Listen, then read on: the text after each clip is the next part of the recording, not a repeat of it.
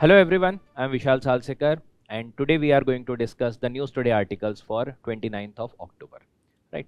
So in today's discussion, we are going to cover 5 important articles in detail, which includes the articles like the first article is regarding the International Solar Alliance Assembly.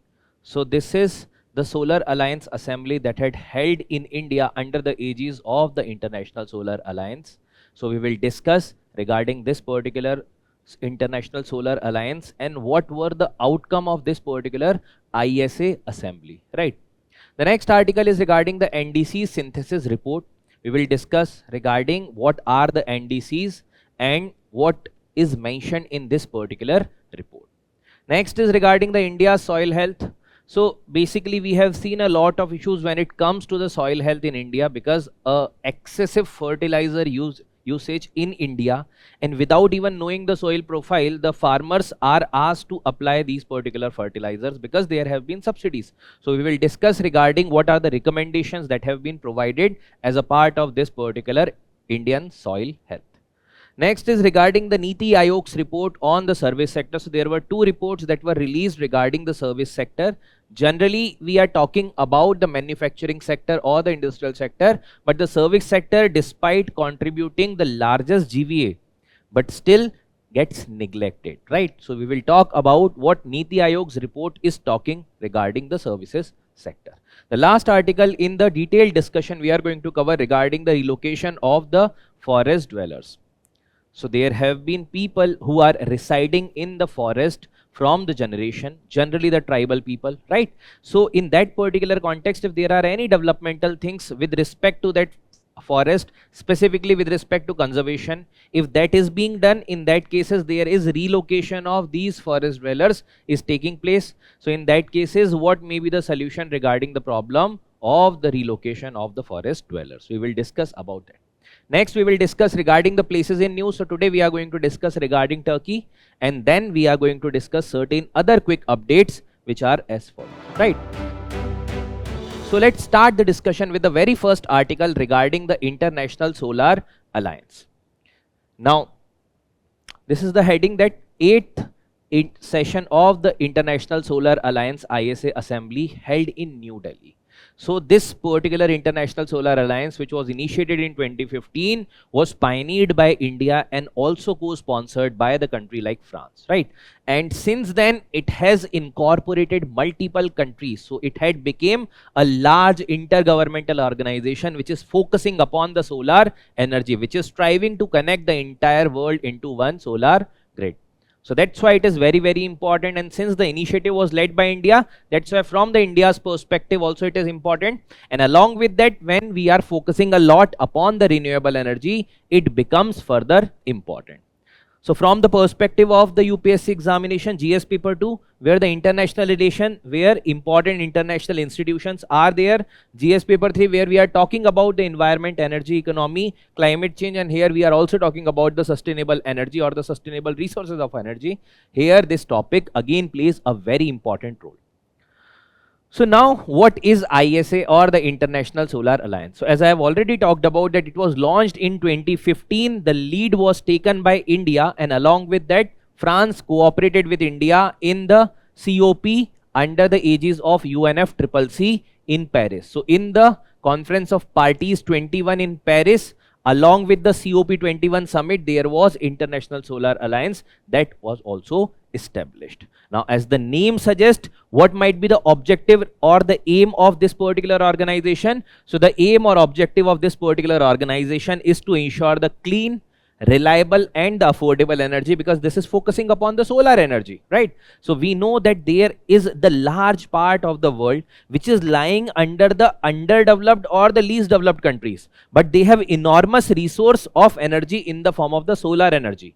So why not to connect the countries in the form of a grid and also support the capacity building of these particular country in order to ensure better energy access, right? So in that case, it is important. Also driving the sustainable growth, because solar energy is a renewable source, so it will also ensure the sustainable growth, along with that improving the quality of life. So it will also ensure comparatively better quality of life when we talk about the renewable energy or the non-fossil fuel based sources of energy. Now, It is largest treaty-based intergovernmental organization from the global south. Now see, this can be a fact that may be asked in the UPSC examination. Why? Because see, generally you might have seen majority of the intergovernmental organization or the multilateral organization, they are headquartered either in Switzerland or maybe Washington DC or maybe New York or maybe France, right? But this is one such intergovernmental organization where the global south played a very important role, and the headquarter is also located in the country of global south, which is in India. In the Gurugram, the headquarter of ISA is located, right? Now headquarter is in India. Apart from that, membership, when we talk about the membership, 124 member and the signatory countries which are part of the International Solar Alliance. So when it was launched in 2015, the criteria was kept that the countries which are fully or partially lying between the Tropic of Cancer and Tropic of Capricorn, इनके बीच में जो countries हैं, they can become the participant of the International Solar Alliance. But later on quickly realized that there are many other countries which can get benefited out of this, and hence the criteria was relaxed and it is open to all the UN member. They can become the member of the International Solar Alliance. Why to leave some countries, right? Now, it is also the largest treaty-based intergovernmental organization, as we have already discussed. Now, again, when we talk about the mission of this organization, it is to unlock $1 trillion solar investments by 2030. Lastly, in this, regarding the initiatives, so see, as a part of the initiatives of International Solar Alliance, what is the main objective behind the formation of this organization? In order to ensure the accessible solar energy across the world, ensuring the solar grid, supporting the countries which are the countries of global south, specifically the least developed and the developing countries. So in that case, they have taken multiple initiatives, either to support certain startups, either to give funding to certain countries, even to support capacity building of the countries, right? So in all these manners, there have been support that has been provided to the countries. So for example, there is Solar X startup. So in that case, startup challenge. So in that particular case, what we are going to do, we are supporting basically the countries, or in that particular countries, the startup which are coming with the innovative technologies or innovative stuff as far as the solar energy is concerned. So there is the support from the technological perspective, support from the funding perspective. This is being provided. So it is also supporting the entrepreneurship, right?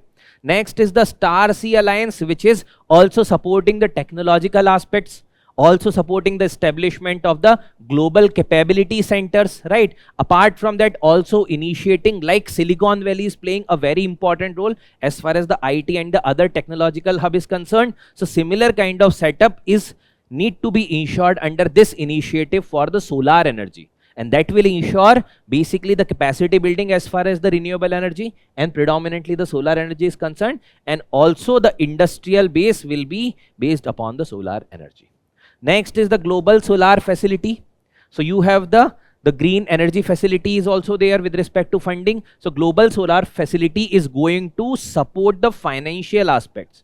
So finances it is going to support, it is going to fund the project. So basically, if there are any project coming out of the countries which are in dilemma that whether they are able to support these particular projects which are coming up from the renewable energy, so in that cases, the Global Solar Facility is going to provide the funding related assistance and support. Also the capacity building. Lastly, One Sun, One World and One Grid, which ensures that there will be interconnectedness that will be ensured among the countries regarding the supply and demand and supply ka aspects from the perspective of solar energy. It will ensure that there will be an interconnected grid that is created among the countries. So this will ensure that some countries might be in deficit, some countries might be in excess. So this will ensure that excess to deficit, there will be flow of the energy. So like this, there are certain initiatives that have been taking place, or that are already going on, or that will be taking place in a certain amount of time. Now, next is regarding what has happened in this particular summit. What are the key highlights regarding this particular summit? Because this had happened in India, there was presence of the President of India also. That's why it becomes very, very important in order to understand certain outcomes of this summit. What is the outcome? First is regarding the launch of the Sunrise, which is solar upcycling network for recycling, innovation and the stakeholder engagement. So as the name suggests, it is going to talk about the recycling. So suppose if there is any specific solar plant or the solar power plant, there will be end of the life products. that might be converted into the waste. So there has to be utilization of those things, and from that we will extract the important things which can be extracted, which can be recycled. So it will ensure the generation of circular economy, so the waste minimization and also maximizing the output.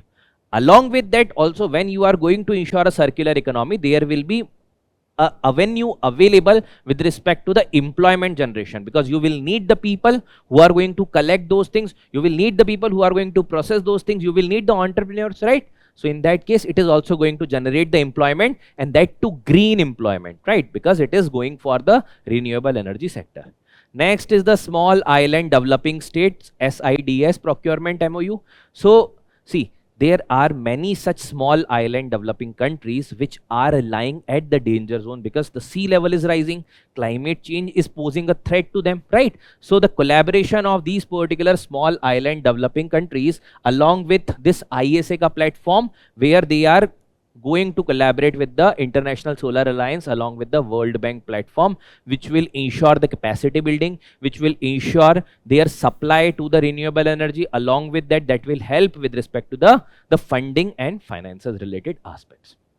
Next is regarding the ISS flagship report. So as you might have heard of the reports like the ease of doing business, which was talking previously about that how easy it is to set up a business, how easy is it to ensure the compliances, kitna easy hai in order to run a business in a country or the region, right? Similarly, ease of doing solar 2025 is one such flagship report of ISA, which talks about how easy it is to ensure that the setup of the international for the solar energy production is going to take place. So that will ensure ki jitna easy hoga, that will ensure comparatively better opportunities for the people who are ready to set up their industries in this domain, right?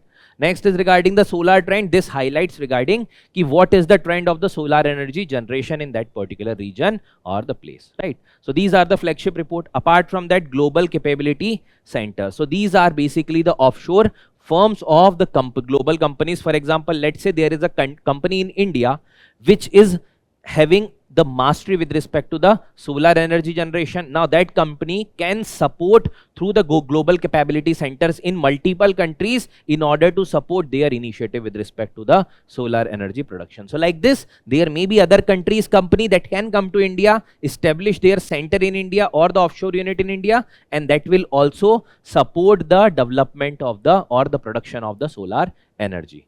Was unveiled to create the Silicon Valley for the solar in India. So this is being talked about from the India's perspective, but this can be replicated even across the world, where the countries can get the help from these global capability center of the Indian firms who are doing better in the solar energy generation in their own respective countries. And also there is the ISA Academy, which is the AI based online learning platform regarding the solar energy, how that works, how that can be made more efficient, how we can scale up the things like, right? So these are the things with respect to the key highlights of the session. Now, one such important thing which we have already discussed regarding the solar and the other form of the renewable energy, that as India has taken up the intended nationally determined contributions under the aegis of the Conference of Party of UNFCCC. In that case, India has achieved 50% non-fossil fuel based energy generation, electricity generation, right? So this is one such milestone which India had achieved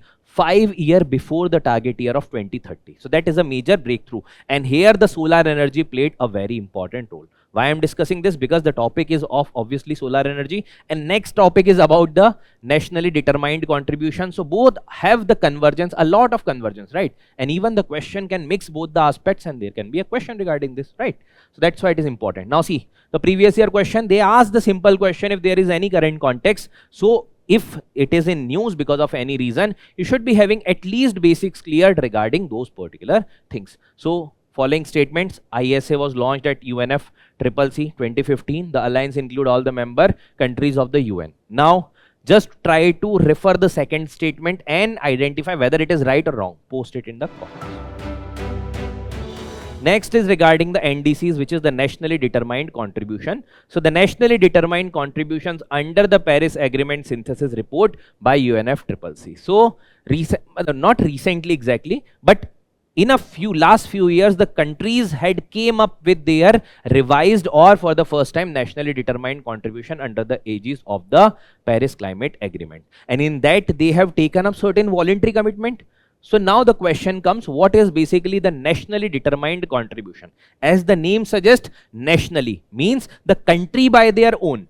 Determined means based upon their own idea, their own need, their own expectations and their own demography, they can identify कि किस तरीके से they can reduce the carbon emission. That's why nationally determined. And contribution means when the world is increasing the carbon emission, how they are going to contribute in order to reduce the carbon along with the greenhouse gases reduction or the emission reduction. That's why they are the nationally determined contribution. So rather than imposing a framework कि आपको इतना करना है, you have to reduce this much, these are the nationally determined contribution कि we are asking you कि how much you are going to reduce the carbon emission in let's say 5 years or next 5 years, right? So in that case, you might be telling your own expectation based upon your own developmental status, and this will give an idea that whether we are able to or we are going to reduce the carbon emission and vis-a-vis the reduction of the global temperature rise.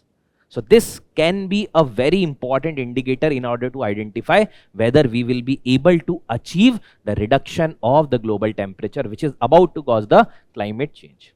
So from the perspective, again, since it is related to a lot of frameworks, so that's why IR, GS paper 2 and also GS paper 3, environment and ecology, energy, economy, climate change, these are obviously the prominent topics with which it can be related. Now, what are the highlights of the report as per the UNFCCC synthesis report? Now, the first is regarding the NDCs. We have talked about that what these are and which is the framework for the NDCs. So it is under the Article 4 of the Paris Climate Agreement of 2015, which was under the COP21. Now, the nationally determined contribution, as I have already talked about, that it is taken by the country itself. It is based upon the country's own expectation. So the countries are regularly submitting their NDCs. Okay? So submitted by the 64 parties that account for 30% of the global emissions in 2019. And as per this report, which has synthesized कि भाई whatever targets were taken by the countries, एक expectation था कि we have to reduce, if possible, the increase of the global temperature by 1.5 degrees Celsius. 2 degree target रखा था, but we had put certain more aspiration कि we will try to keep it 1.5 degrees Celsius because उसमें ही a lot of temperature rise will increase the sea level also, and that will have the larger consequences for the small island nations. So in that case, it is mentioned कि whatever targets were taken, that falls short of the emission reduction जो 1.5 degree Celsius सोचा गया था. What was thought 1.5 degrees Celsius. So these targets that were taken by the countries that are falling short regarding this. Now, what was the expectation? The expectation was that the required emission cuts must be 60%. That means right now the amount of the carbon that you are emitting, there should be 60% reduction in order to achieve the target of 1.5 degrees Celsius ka by 2035. If we have to be in line, तो 2035 तक 1.5 degree Celsius तक we can limit. That particular thing will be the limiting point. But as we are currently progressing, the reduction is only about 17%. That means 60 achieve करना था and we are achieving roughly 17%. That means it is not going to reach this particular target, and the temperature rise will be comparatively on the higher side, which is a dangerous sign, because if the temperature increases, the snow will melt, the global sea level will increase, and that will submerge the coastal areas, mainly in the developing countries, small island countries, right? And that is going to get impacted. Further, this report highlights that the WMO's greenhouse gas bulletin जो है, that shows that the level of CO2, CH4, which is the methane, and the N2O reach the new record. That means it's not only about the carbon dioxide, but along with that methane also and N2O also, and that is also rising, which is causing another major issue regarding not only one set of greenhouse gas, but there are complex greenhouse gases also that are getting increased, right? Apart from that, there are certain other observations of this particular report. The report highlights regarding the emission trajectories.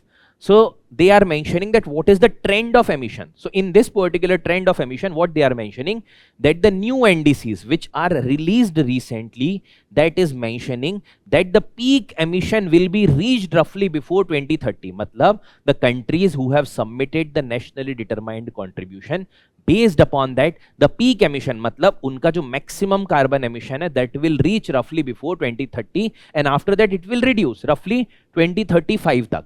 But the trend of that particular decrease is not sufficient in order to keep the target of the 1.5 degrees Celsius. That means the emission trajectory is not up to line. That has to be reduced further. And along with that, many such countries which are yet outside this particular target taking, matlab unhone submit hi nahi kiya, they have not submitted even.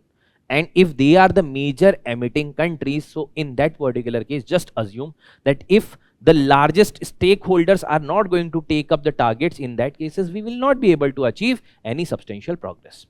Now next is the scope progression. So it has highlighted that yes, to some extent it increased the quality and the credibility with 89% parties which are communicating their target. It is talking about the NDCs, but see, still 89% parties, 11% to reh gayi hai, and it is talking about parties. Now in that case, many of the countries which are left over here are those countries jo ki major emitter hai, right? Like the developed countries, they have not yet submitted.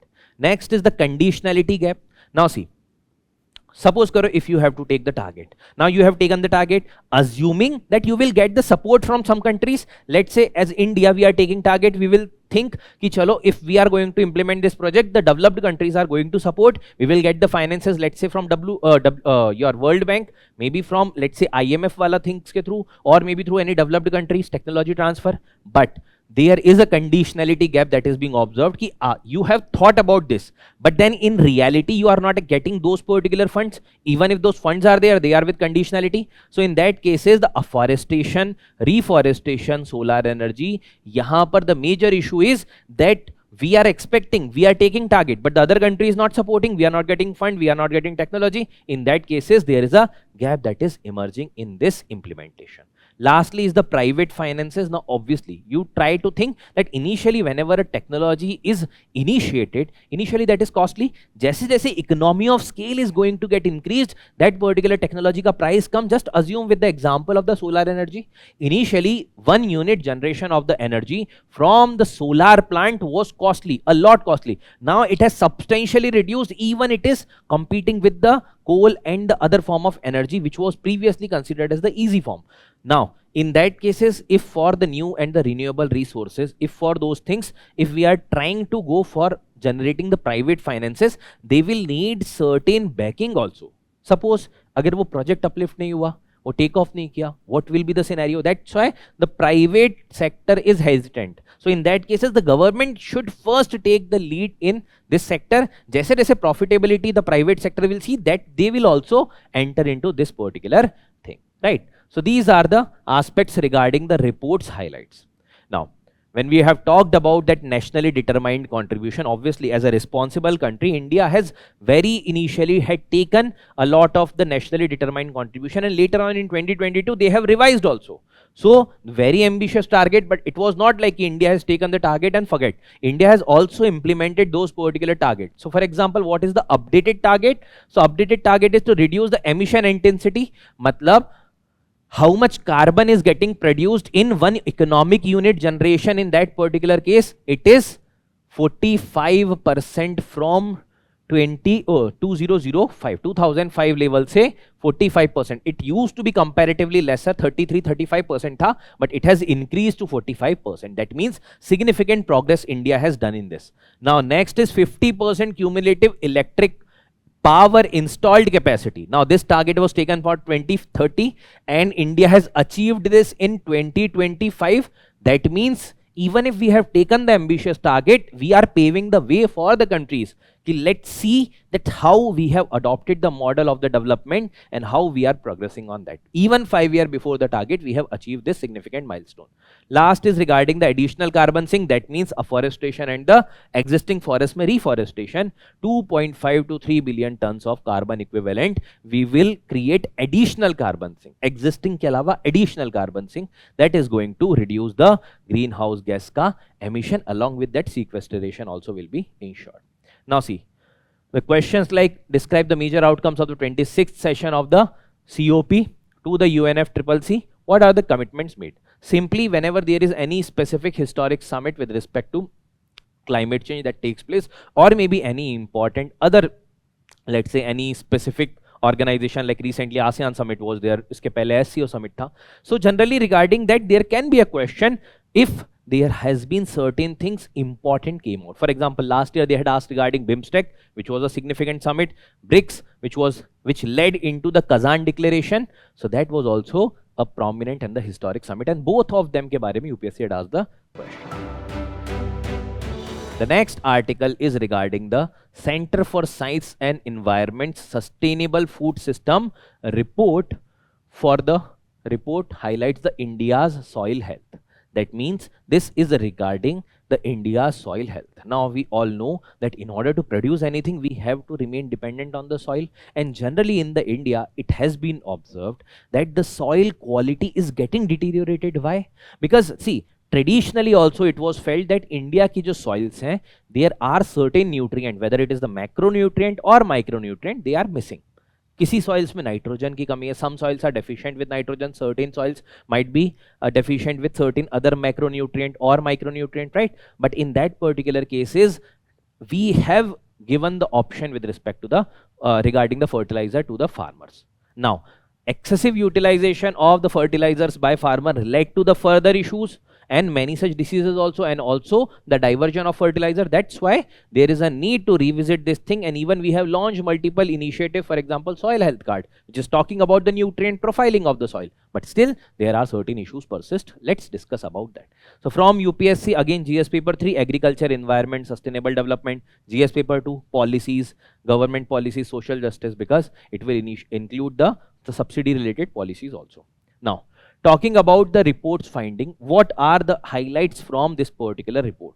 So the report highlights multiple things. First, it is talking about that there is severe nutrient deficiencies in the Indian soil. So this report highlights that ki India ke jo soils hain, they are deficient with respect to certain nutrient. Now see, let's say if you have to produce certain legume crop, you will need certain specific nutrient. If you have to sow, let's say rice, maybe wheat, there will be separate set of nutrient, macro and the micronutrient that will be needed, right? So this has been got from the soil health card data. Now in that case, it is being highlighted that 64% of the samples, whatever samples were taken for understanding and creating this report, 64% of the samples were lacking with the nitrogen. That means the 64% soils out of those samples that were taken were deficient with nitrogen.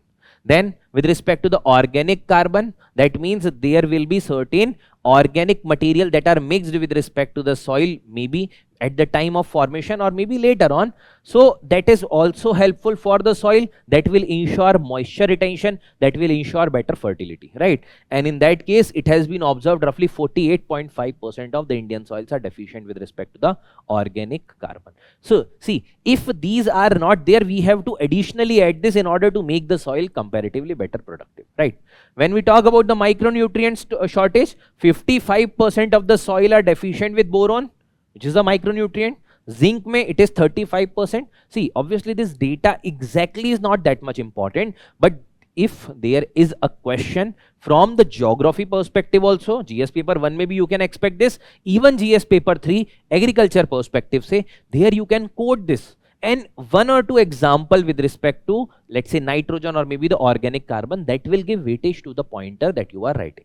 Lastly, the high urea consumption. So 68% of the total fertilizer consumption is the urea, right? Now see, when we talk about the consumption of different fertilizer, there should be a diverse set of fertilizer. Now NPK mein sirf you are applying N only, which means nitrogen. What about P? What about K? So in that cases there has to be the diversification based upon the soil need, और उसी की वजह से we came up with the soil health card, profiling of the soil, right? Now what is the implication that is taking place because of the deficiencies in the soil in India? Now see, one such thing is obviously the production, and the productivity is directly proportional ki bhai how much nutrient, macro and the micronutrient are available. If more available, then in that cases obviously the production and productivity and the yield is going to get increased. If they will be lacking, the productivity is going to reduce. Now if the productivity is reduced, obviously the production will be getting impacted. It will also directly impact the food security, because you have to cater a large amount of population, and the productivity is getting declined because of the lack of the macro and the micronutrient. Similarly, if there will be food security ka issue, crop productivity ka issue, it is directly going to impact the farmer's income. Yes or no? Next is regarding the sustainable agriculture. Now see, if these things are lacking, you have to apply the additional fertilizer. When you are going to apply additional fertilizer, if you do not have any other avenue available, you will apply the urea based fertilizer, and in that cases obviously it will not be sustainable one, right? Because it might lead to excessive nitrogen in the soil and other macronutrient are indeficient, right? Next is the carbon sequestration and the climate change mitigation. So soil also acts as a major aspect for the carbon sequestration. If there is, let's say, biochar or maybe the high organic content, in that cases that may be utilized as the sequestering of the carbon. So in that cases it is also going to get impacted, right? Rather than sequestration, there will be more emission.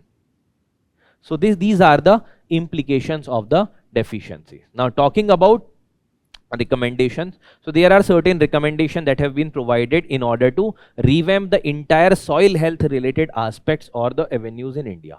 So in the recommendation, first is regarding expanding the current soil monitoring under the soil health card. Now right now this soil health card scheme that was initiated in 2015, it is focusing upon the nutrient, which are the indicators of this. So there are 12 chemical indicators, which includes nitrogen, which include phosphorus, potassium, sulfur, which are the macronutrients, so NPK, right? Then zinc, iron, copper, manganese, boron, which are the micronutrients we have seen. These are also deficient, right? Then there is pH, electrical conductivity, and the organic carbon, which we have seen also deficient. Now these are the things. Now what about the physical texture? What about the biological composition, right? So in all these cases, suppose karo, if we will make it further diverse, the chances are high that we will be holistically doing any kind of observation. So it is mentioning that physical aspects, which include the texture, which includes the compaction. ऐसा तो नहीं है कि soil is getting loosened, right? And that will obviously reduce the water retention capacity, and soil will flow away with the water. And also the biological one, which talk about the microbial activity within that soil, whether the microbial activity is taking place, because that is also going to improve about the productivity of that particular soil, right? So it is talking about expanding the current framework, which is just based upon the chemical indicator, but also talk about the physical and the biological indicators. The next is about the reforming the fertilizer subsidy. Now right now it is one shoe fit for all approach generally. Thoda bahut there is neem coated urea or maybe other type of innovations are there. But the point is that generally when we are providing, or the government is providing through the centrally sponsored scheme, the subsidy for the fertilizer, there are high chances that the fertilizer ka misutilization is taking place. And in that cases mein, it is very, very difficult in order to ensure the rationalization. Ab more subsidy for the urea base, so the farmer are taking more urea based fertilizer, and that is reducing the capacity of the soil. So if the reform takes place in the subsidy policy, if there will be comparatively more outcome based subsidy or basic facilitation, first assessment, and then based upon that only there will be comparatively better monitoring, better digital integration, better awareness to farmer, that will ensure a less misutilization of the fertilizer. Then also alternative methods, for example biochar, it is a similar to like charcoal ka mix type, which will be added up with the soil, and this will increase the fertility of the soil, also ensure the moisture retention and the carbon storage. As I have talked about कि अगर soil के अंदर comparatively better organic material available है, so that will ensure the carbon sequestration in that particular soil. Now the scheme that we were talking about is the soil health card. So in the 2015, government came up with the soil health card scheme, which is the ministry concerned. Obviously when we talk about any scheme, the ministry should come. into place. So Ministry of Agriculture and Farmer Welfare, Department of Agriculture and Farmer Welfare, which is the concerned department and ministry. Now what it does, it basically assesses the soil. When you are going to assess the soil, you will observe that what is the profiling of the soil. Let's say if the soil is deficient in the nitrogen or maybe any other macronutrient, you are going to provide the fertilizer based upon that. So that gives, it's like a report card to you as a farmer, that see, this is your soil, this is lacking in this thing, and these are the good thing which is available in your soil. So if you are going to improve anything with respect to that soil, apply only those. But along with that, solution also is needed कि भाई, if the soil is lacking in this, these are the remedies you should do. आप वो चीज भी दो. Generally, the availability is there in the form of the urea based fertilizer, right? Lastly, that right now this scheme has been merged with the Rashtriya Krishi Vikas Yojana in 2022-23 और वहां पर soil health and fertility related header के अंदर this soil health card scheme is now part of it, right? So this is regarding the soil health card scheme. Now, when this particular scheme was there in 2015, again for the entire year it was discussed. 2017 में UPSC had asked the question, nationwide soil health card scheme aimed at expanding the cultivable area in the irrigation. We have seen, is it? You have to answer. Enabling the bank to assess the quantum of loans to be granted to farmer on the basis of soil quality. Have we discussed anything about bank? Just check once. Checking of the overuse of the fertilizer in the farmland. So you have to answer the correct option. Next is regarding the NITI Aayog released 2 reports in the regarding the India's services sector, right? So the syllabus pointer, obviously when we are talking about an organization, you can also keep it ki what kind of organization is NITI Aayog. So you can also relate it with the GS paper 2. There can be prelims based question talking about NITI Aayog. But then it has released the report regarding the India service sector. Now service sector is the major sector as far as the economy of India is concerned. And when we talk about the economy of India, GS paper 3 is the direct relation where we can relate. So Indian economy, growth, infrastructure, economy and the issues related to planning, mobilization of resources and all, where it is related to. Now see, generally we have observed this trend ki up budget maybe you will observe that we are focusing a lot on the industrial sector, despite that this service sector is contributing more than 50% of GVA. The employment status is comparatively lesser because these are जो इसमें अच्छे sectors हैं, those are giving the high value jobs, but the people that are getting employed are comparatively lesser. That's what is the issue with respect to the generally with respect to services sector कि भाई they are giving more payout, but the employment जो number है that is comparatively lesser. That's why the schemes are comparatively lesser focusing upon the services sector. But right now NITI Aayog has focused upon this sector in general, and it has highlighted 2 reports which talks about the insights from the GVA trends and the state level dynamics, and insights from the employment trends and the state level dynamics. A simple prelims question can be framed from this, that which particular organization has released recently 2 reports?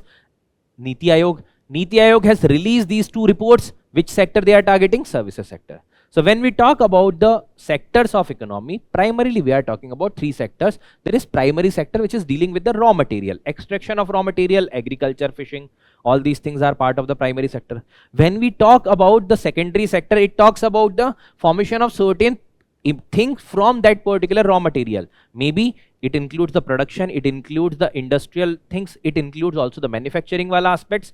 But when we talk about providing support to the primary as well as the secondary sector where the services are involved, that is the 3rd sector, which is the services sector or the tertiary sector, right? So in that particular sense, it is the tertiary sector ka part hai services. Now when this report is highlighting, these are highlighted under the following header. So what are the key highlights? First thing this report is highlighting is regarding the services that are making core of the India's employment transition. Now see, agriculture comparatively stagnated, ठीक है, बहुत ज़्यादा employment, comparatively lesser GVA, but very important. Industries, obviously good, a lot of schemes are focusing upon, we are promoting promoting through the production links incentives, we are supporting through Make in India, Atmanirbhar Bharat, we are creating certain special economic zones, right? So all these things are provided in order to support the manufacturing, the secondary sector. But what about the tertiary sector or the services sector? So in that particular cases, the GVA contribution is roughly 55%. But the employment status is lesser, and which is one such issue with respect to services sector. So roughly 188 million workers that are employed in the services sector, 188 million workers in 2023-24, second largest employer hai ye. Second largest employer. And when we talk about 2024-25 ka data, it has contributed roughly 55% of GVA. These are the pointers that can be directly written, highlighting the importance of services sector in your answer. Within even first line, you can incorporate these things, and this will highlight that you are aware regarding the data and fact regarding this sector. But when we talk about the employment, less than 1/3 of the total job means 55% GVA, but less than 33% of job. This is one such disparity that you can highlight. There is a need of focusing upon the skilling, upskilling, which will ensure comparatively better employment also in this sector.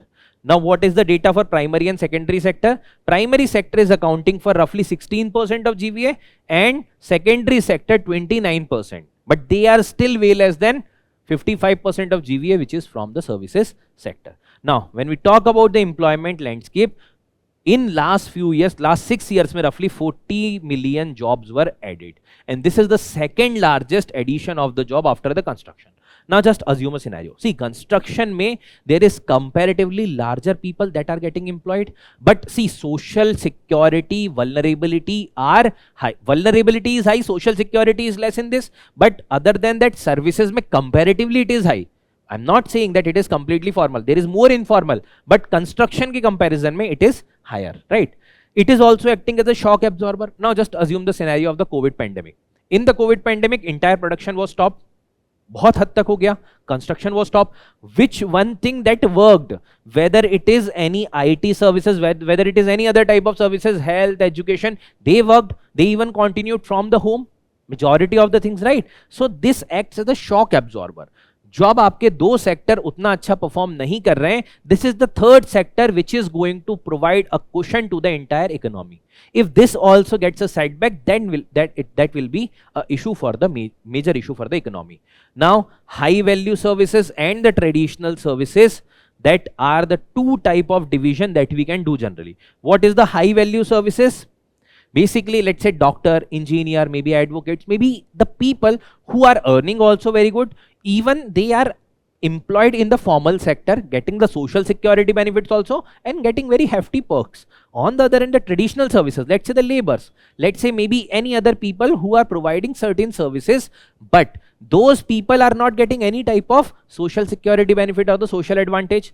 Now, let's say somebody like that, say domestic help coming to your house, or maybe the street food vendor, or maybe the fruit vendor, these people also providing services, but these are not getting the traditional security net, right? And that's why this is a division between them. And अभी भी अगर आप देखो तो traditional sector में ही ज़्यादा लोग employed हैं.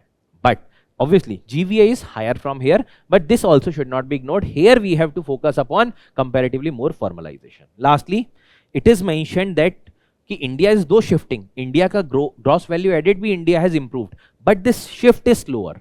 There is a need to increase this particular shift in order to ensure comparatively better output, but at the better rate also, right? So there is a need to holistic revamping or holistic change. Now, when we talk about the employment profile in the services, this is highlighting also ki how this employment in the services sector is distributed. When we talk about the special means, basically within the rural and the urban landscape, what is the distribution? So when we talk about this, so 60% of the urban workers are in the services sector, means 40% other में employed hai.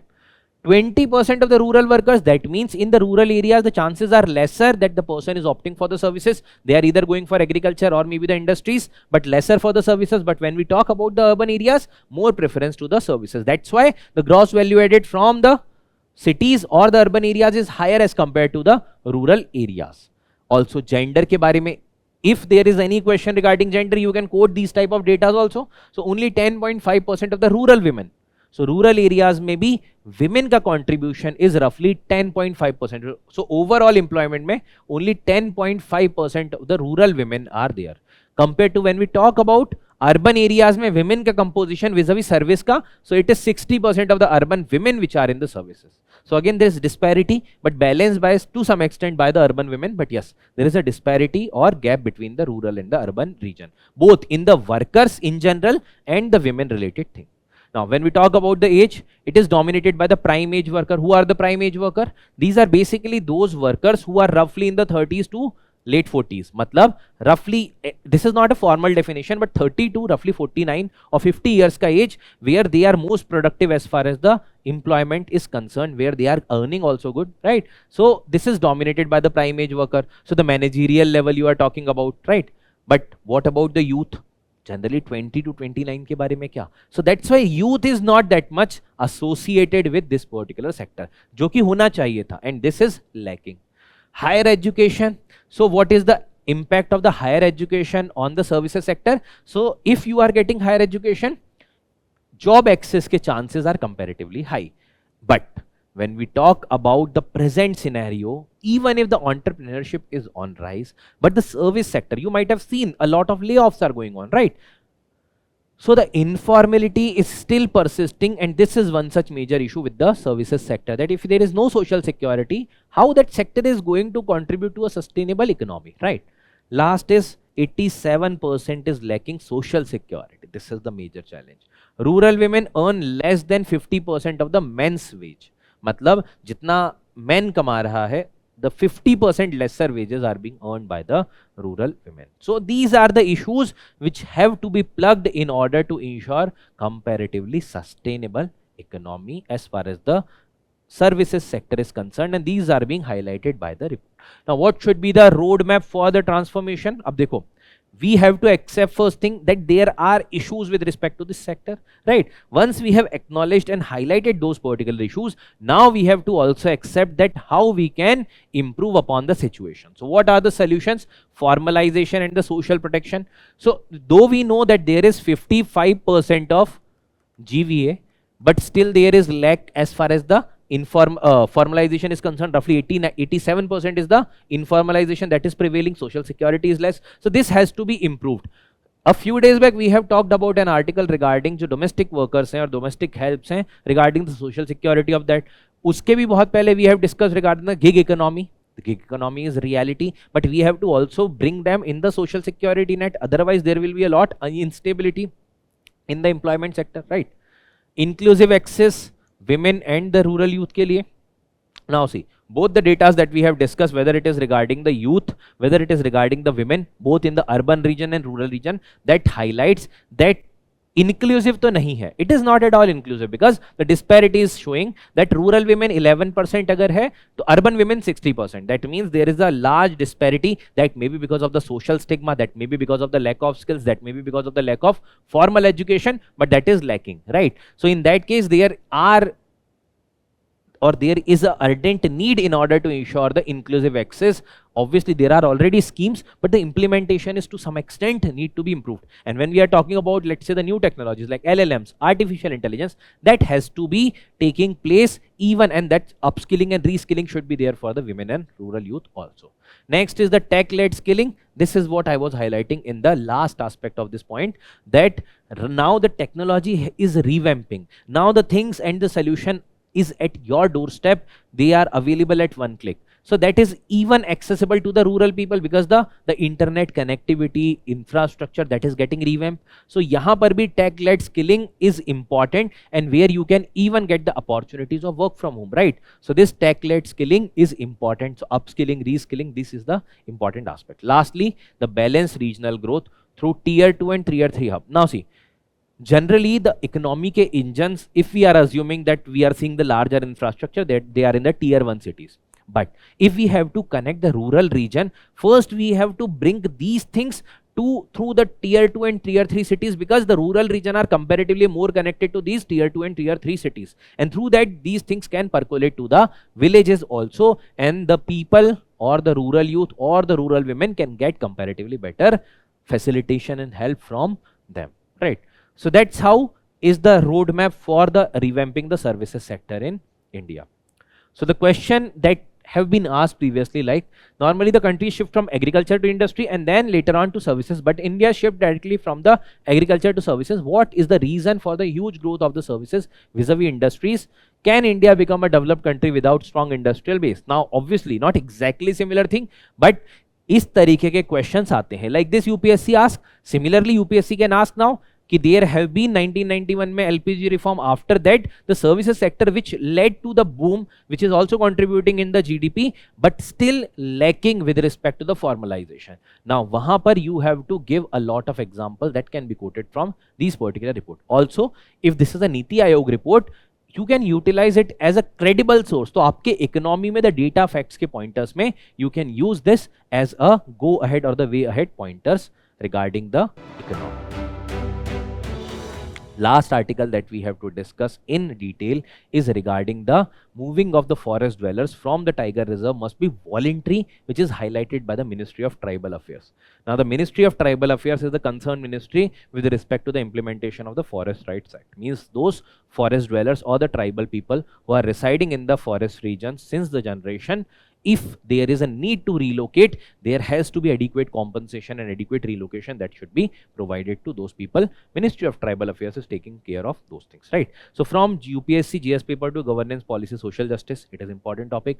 Government policies and the intervention for the development in the various sectors and issue arising out of their design and implementation. Also GS paper 3, where the environment ecology, it is important for the conservation and other purposes.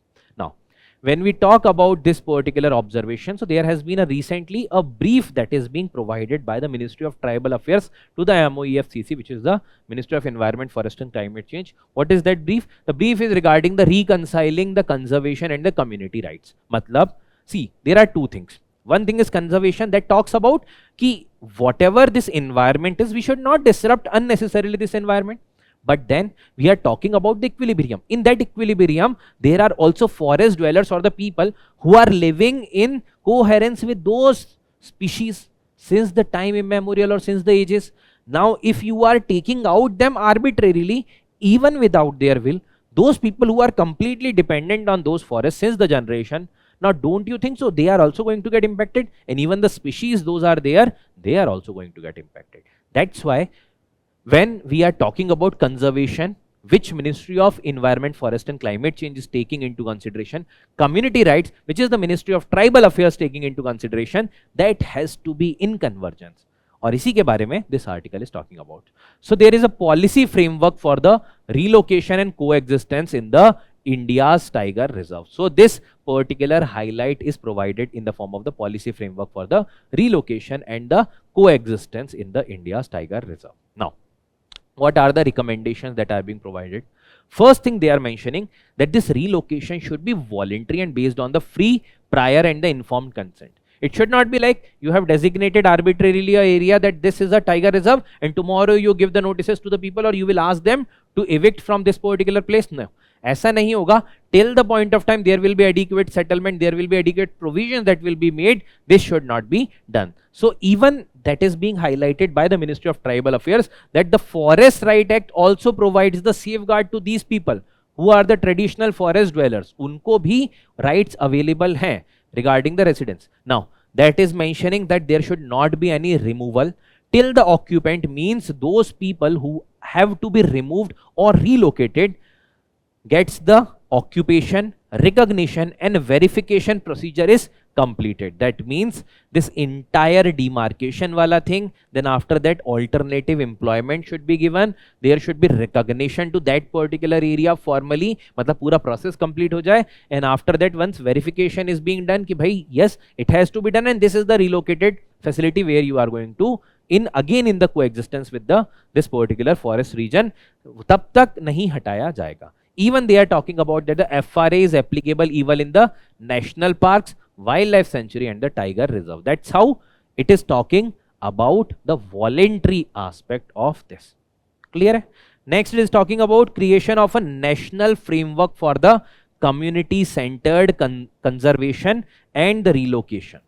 So national framework for the community centered conservation and the relocation jointly by the Environment and the Tribal Affairs Ministry. Again, since they have prepared this particular document, again they are talking about convergence होना चाहिए दोनों के बीच में in order to ensure conservation also, but at the same time the community rights also. That's why there is a need to creation of the national framework for the community-centered conservation and the relocation. Now, what are the challenges that are being faced in the relocation? Because see, when we talk about conservation and when we talk about development, there will always be a debate. Excessive focus on conservation may lead to issue with respect to development, ki development ko you will prevent. Excessive focus on development, like we have seen in the case of the northern state or the states of the hill areas, in that places if excessive development is there and we are not taking into consideration of the environment in the surrounding, that will lead to the destruction or disaster. So in that cases, there has to be a clear understanding regarding the conservation and the people's right. Along with that, right and the protection model. Dekho, people are available with rights, there is protection model also. So in that cases, traditionally क्या होता था कि if suppose करो एक region को, if you have to secure this region, you will make all the peoples exit from that region and you will conserve that region. You will not allow any hindrance in the conservation of that region. But then later on the model has developed, Forest Rights Act arrived, and then in that particular cases, those who were the traditional forest dwellers or those who are living in this particular region since the multiple ages or काफी time से रह रहे हैं, in that context they were being provided with the adequate avenues and facilitation. So ensuring this, that what to focus more upon is one such challenge जो कि debate create करता है, that prevents even development, that even prevents the conservation. Livelihood disruption. Now suppose karo a tribal person who has resided in that forest region since let's say 50 year or 20 year or 30 year, now they are completely dependent on the forest, maybe the minor forest produce, maybe the species, but in that cases if you are asking them now go to the cities, take this occupation, is it easy for them? Obviously no. They are living in isolation, they are living with their own traditional culture, it will become very, very difficult. So that's why the livelihood will get disrupted and even their existence will come into the crisis. Next is uneven development and the regional disparity. Now see, you see the rural areas, the developmental status is different. When you see tier 1, tier 2 cities, the developmental level is different, and tier 3, tier 4 mein और different hota hai, right? So uneven development hai even in the forest or the nearby region and the extreme urban region, there is development deficit. So that's why if you are relocating them maybe to cities, there will be a drastic change with respect to their environment, their surrounding, and that will lead to the disruption. Lastly, the sustainable development goal. So though we have the sustainable development goal regarding the protection of environment, protection of the indigenous community is also there, even reduction of poverty, reduction of hunger is also there. So these things have to be balanced. Extreme of anything is harmful for the sustenance, right? So these are the challenges that we have to keep in mind. Now what should be the way ahead? First is the conservation by co-management. Now when we talk about the conservation, why it is only government it is conserving, it should be also the traditional people who know the better methods to conserve. And we have seen with respect to the restoration of multiple species that the local people were found as the better manager of that particular species community. So the conservation and co-management should be prioritized. Next is regarding the in situ development. That means within that region, whether it is health framework, educational framework, skilling framework, brand and the facilitation. So that should be promoted within that region, right? So within promotion hona chahiye. There are bodies like TriFed. There are many other things like let's say Janjatiya Gaurav Divas. So that will instill them with the feeling of pride with their culture and tradition. Integrate the indigenous knowledge. So see, we also know that there is access and benefit sharing ka protocol, which is talking about that if you are taking any important thing, maybe information, maybe practices, maybe product from the tribal region or those region which are preserving them from the long time period, and if you are not sharing the benefit which you are taking from their product, it is wrong. So you have to share the benefit also with them. So there is indigenous knowledge available in the India's forest. India had developed TKDL, okay, for this thing, right? And in that cases, the indigenous knowledge should be utilized, that should be documented also, and that should be also utilized for the traditional with the traditional management practices. Because देखो, when the forests are surviving till now, that means there are chances that people and the environment can coexist. There is a need for the environmental surrounding for the existence of people. Lastly, the conditional fiscal incentives. So there should be implementation adequately of the FRA, but there should also be the proper fiscal incentive should be provided, ठीक है. So measurable FRA implementation and also the co-management outcomes that should be quantified, and also the benefit should also be provided to the communities which are preserving them. Clear? Okay. So now see, this is the type of PYQ that UPSC asks. At the national level, ministry is model agency, nodal agency होना चाहिए to ensure the effective implementation of the scheduled tribe and the other traditional forest dwellers recognition of the Forest Act 2006. ठीक है. So Ministry of Environment Forest, write the answer in the comments. Having discussed about the important article, now let's talk about the places in news. So today we are going to discuss about Turkey. So the capital city is Ankara. Now very unique country, right? Why very unique? Because see, again, recently it was in news because of multiple reasons.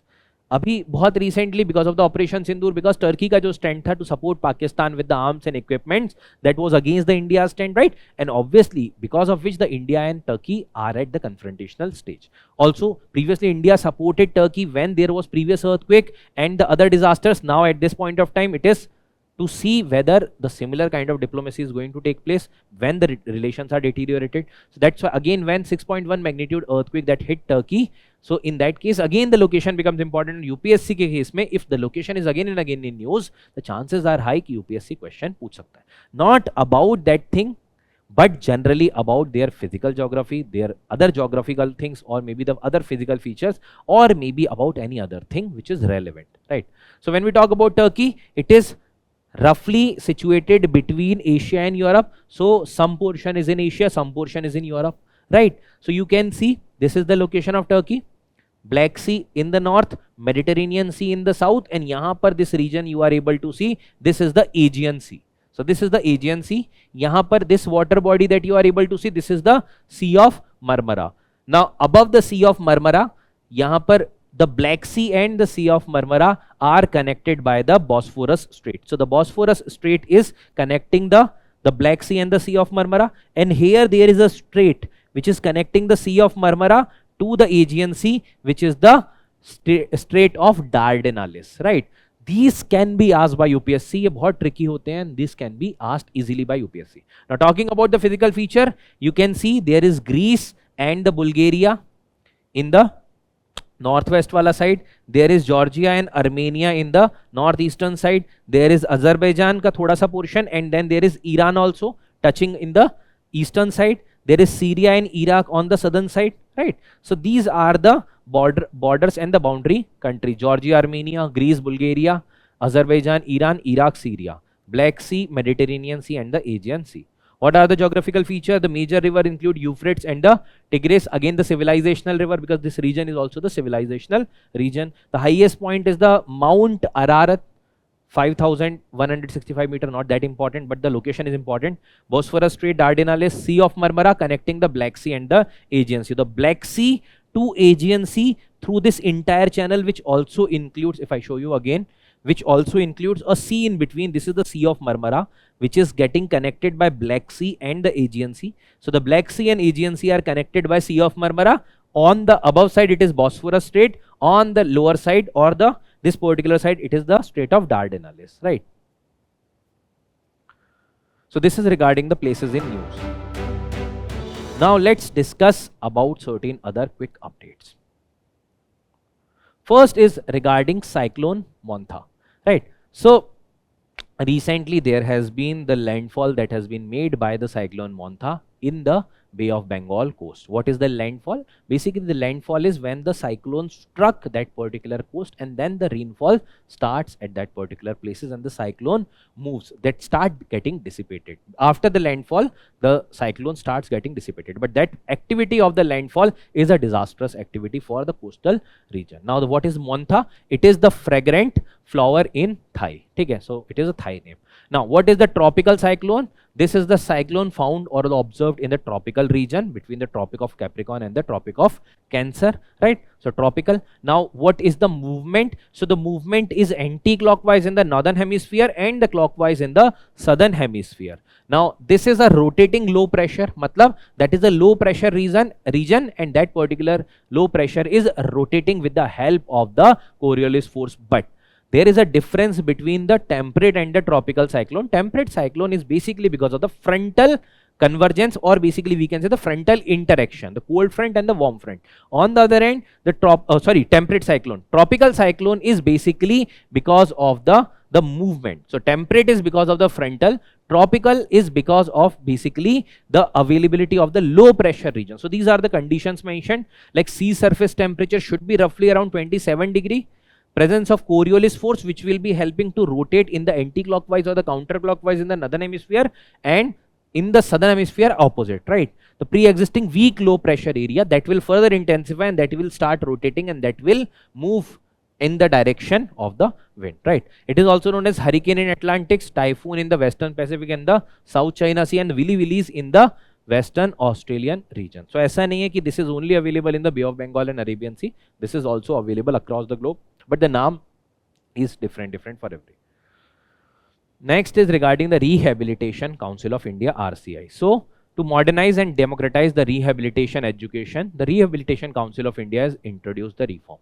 So when organization is there in use, obviously the nature of organization can be in question. So it is a registered society in 1986, but later on through the RCI Act of 1992, it became a statutory organization in 1993. So Ministry of Social Justice and Empowerment के अंदर it is a statutory organization. What is statutory organization? Which is formed by any specific act of the Parliament. Now the purpose is to regulate the training policies and programs of rehabilitation of the persons with a disability. As the name suggests, Rehabilitation Council of India for the training policies and programs of the rehabilitation of the persons with disability.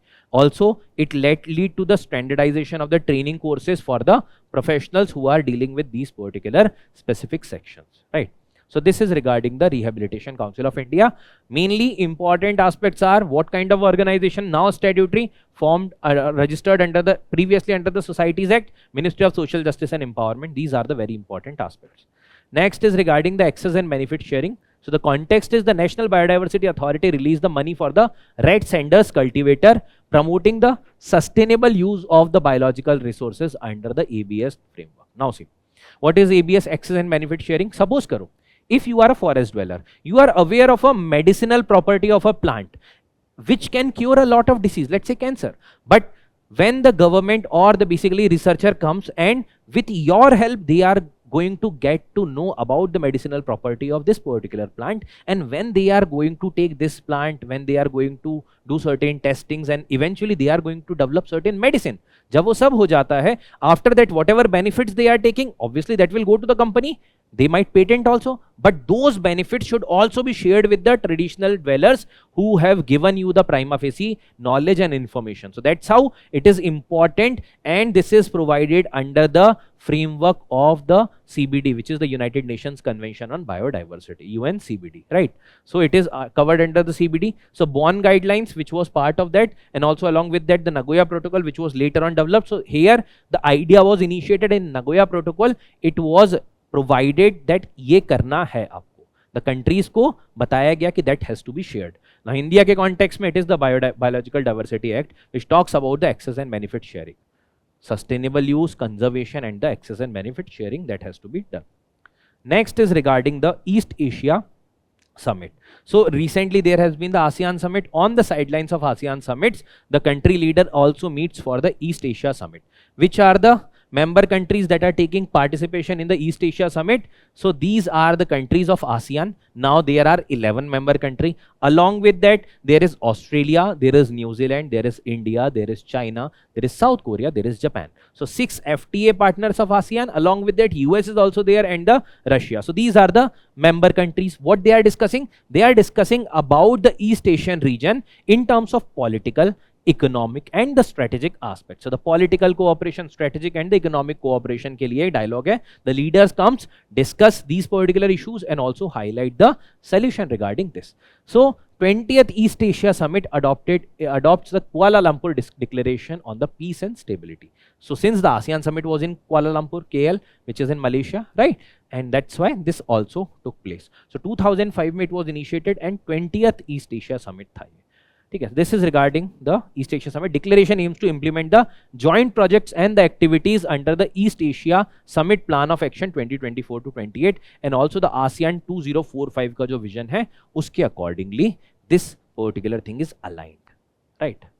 The next article is regarding the 8th Central Pay Commission. So simply there were multiple pay commission, first, second, third, fourth, fifth, sixth. Right now which is implemented is the 7th pay commission. Now there is going to be the constitution of the 8th pay commission. Center has approved that. What is the 8th pay commission? So for the central government employee, the service conditions, the payment, the pensions, whatever things are there, they will be set based upon ki what is the economic situation, what is the inflation, what are different other things, क्या private sector कैसा pay कर रहे हैं, public sector undertakings how they are paying, and based upon that the central governments के employees का pay is being decided. So this is the basically temporary commission with a chairperson, one part-time member and also the member secretary, right? So whenever it is formed, it takes roughly 18 months in order to submit its recommendation, and once the recommendations are submitted, that will be implemented, but it can take effect even from the earlier date, and then obviously the area will be provided to the employees. So it is expected to take effect from 1st January 2026, right? So it will review, recommend the changes in the pay, pension, service condition of the central government employee. Consider the economic conditions, fiscal prudence, cost of the non-contributory pension scheme, state finances, right? Public sector, private pay structures, etc.